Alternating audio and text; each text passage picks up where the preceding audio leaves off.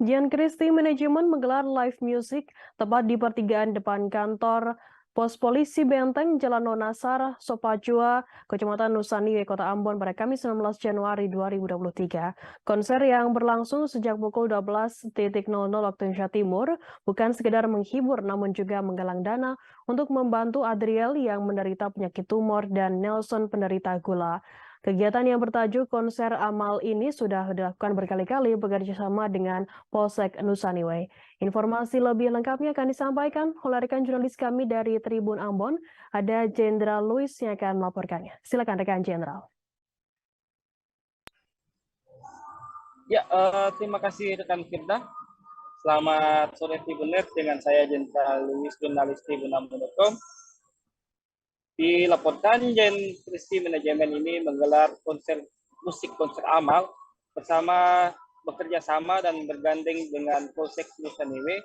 Kegiatan itu berlangsung sejak pukul 12.00 siang. Kemudian kegiatan ini bukan hanya sekedar untuk menghibur semata, namun kegiatan ini sebagai cara untuk menggalang dana untuk membantu adik-adik yang menderita penyakit tumor dan juga Nelson yang menderita penyakit gula.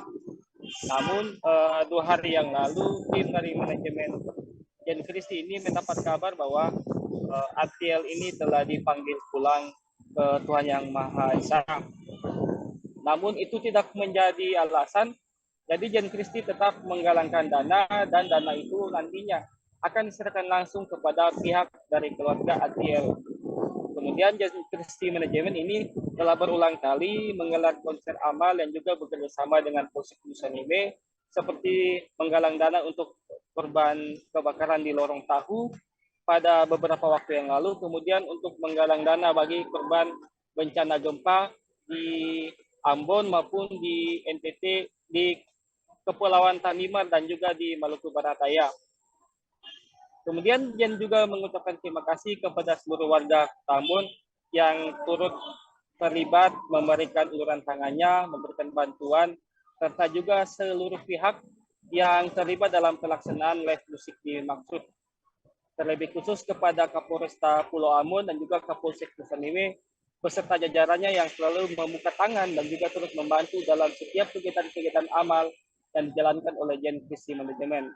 Dalam kegiatan tersebut terus berlangsung hingga tadi malam pukul 8 malam pukul 20.00 waktu Indonesia Timur.